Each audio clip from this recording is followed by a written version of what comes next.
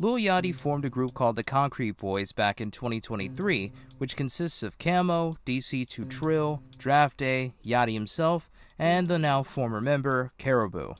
Earlier this year, they released their debut studio album titled It's Us Volume 1. It was received pretty well, and it seemed like things were going well until Karrahboo stopped showing up to live performances. And on July 29th, 2024, Yachty would come out and say that she had officially left Concrete Boys. I don't want to say this. I'm going to say this shit one time, right? We have split ways with Karrah as far as this concrete shit. I don't have nothing to say, nothing bad to say, nothing negative to say about Karrah. I wish her the best in her career.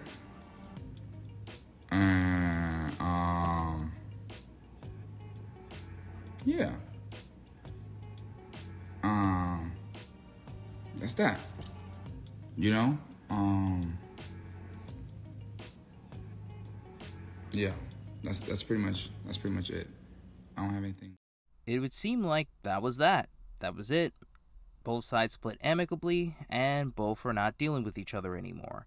However, this would escalate as a thread on Twitter would go viral of a fan detailing her experience with Karrahboo at her job at a Red Lobster. And the tweet reads, "Bro, she walked in my job, Red Lobster, to order some biscuits, and I asked her why she left. She immediately corrected me and said I didn't leave, they kicked me out, saying they were really mean to her and bullying her a lot. She doesn't talk about it cause it won't." She would later continue in the thread, "She really seemed hurt behind the shit. To be honest, like they really did her dirty, and I believe it's because her name was the biggest behind Yachty, and if we being real, I only started listening to him again because of her. They're haters, and I told her she'll do just fine without them."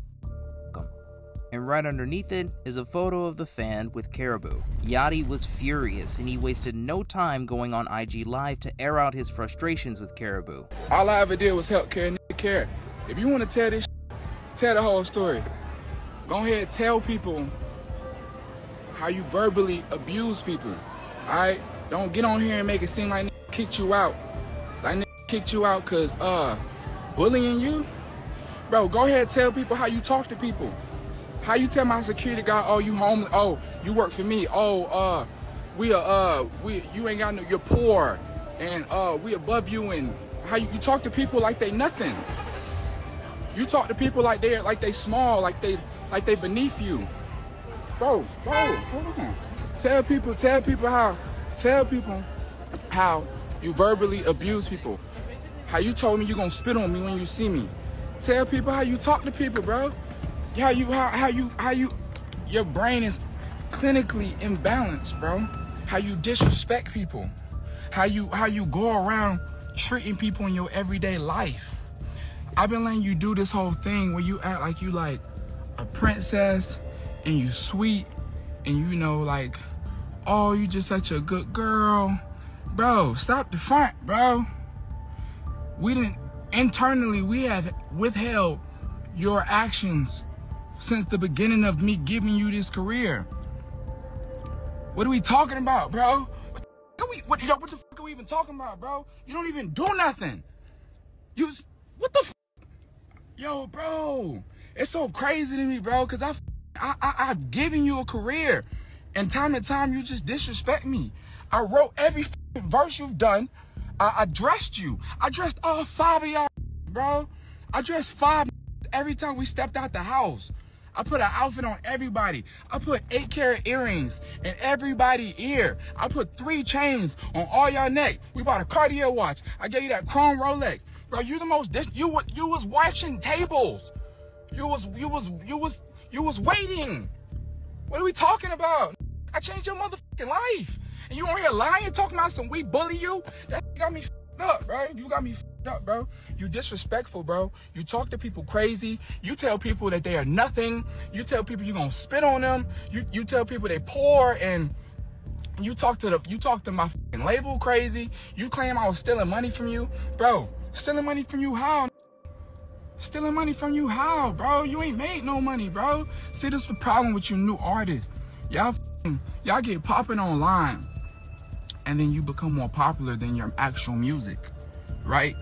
You $900,000 in a hole, and I got every fucking receipt.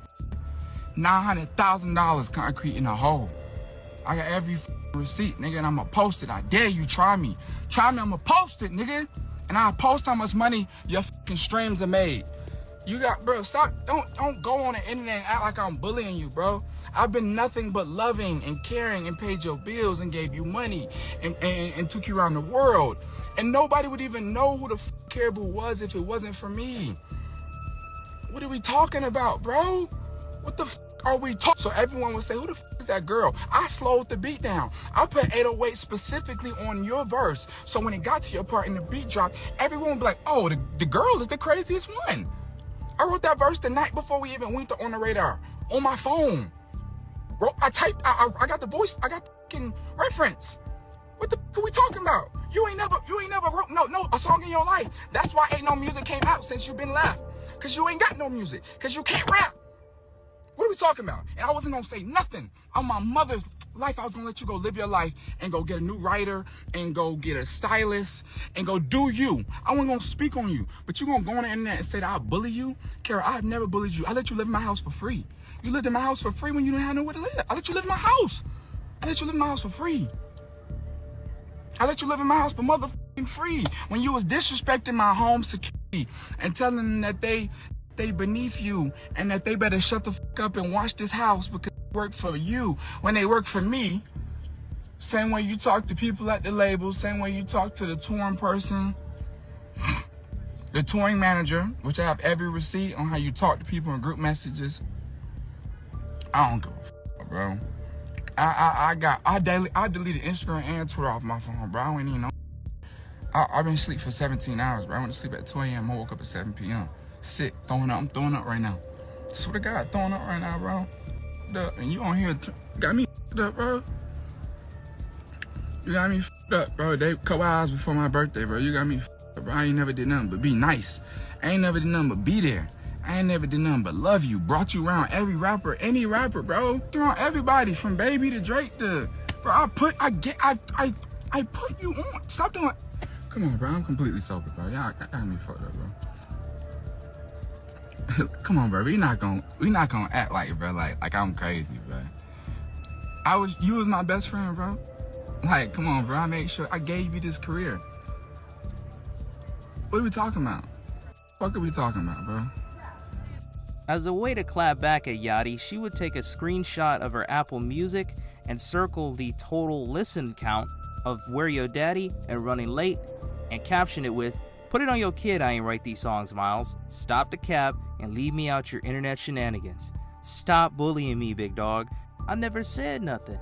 You letting random fans get in your head. Man up." She doubled down further during her Pepsi Diggin' Day set by saying several times, "Who ain't write it? Who ain't write it? Who ain't write it? Who ain't write it?" What you say? My family right now be hearing my music. Mom's there for me to get a gun, cause she know I'ma use it. Who ain't write it?" Yachty would post on his IG story, "Don't throw rocks and hide your hand." Follow it up with another IG post saying, "I'll never forget this feeling, this chapter of my life. I'll never be the same. I'll never forget who wasn't there for me. I done chomped people out, spent my last / slap folks for niggas. I ride every time naturally, but that's just how I am. Nobody owe me shit, to be honest. I'm just taking a mental note. I can't even look at most people the same way. To know the truth, watch a grown man with 12 million followers overly lie on my name and publicly bully me for literally no reason at all while I've been silently conquering all the shit throwing at me this whole time behind closed doors. I'll never ignore the signs again, and I'll never stop no matter how much they hate me." She continued in another story, "I never threw rocks, and you have my number, you big grown b****. Leave me alone, literally." And she tags Yachty, "I never said nothing about and I still ain't said nothing about what's really going on. I don't want no beef with you industry people. Just move on with your life. Stop trying to bring me down when I stay out the way. I'm done talking. You got it. Your character gonna speak for itself." And that's pretty much where the beef is stopped at for now. My quick take on this situation is that Yachty has to stop mixing business and personal together, because it is shown to not work. Common sense would tell anybody that if you want to start a collective in any massive group project, every single person has to be all in on the idea. They have to be willing to make sacrifices, and they have to see the vision and have the same level of motivation and ambition as you do.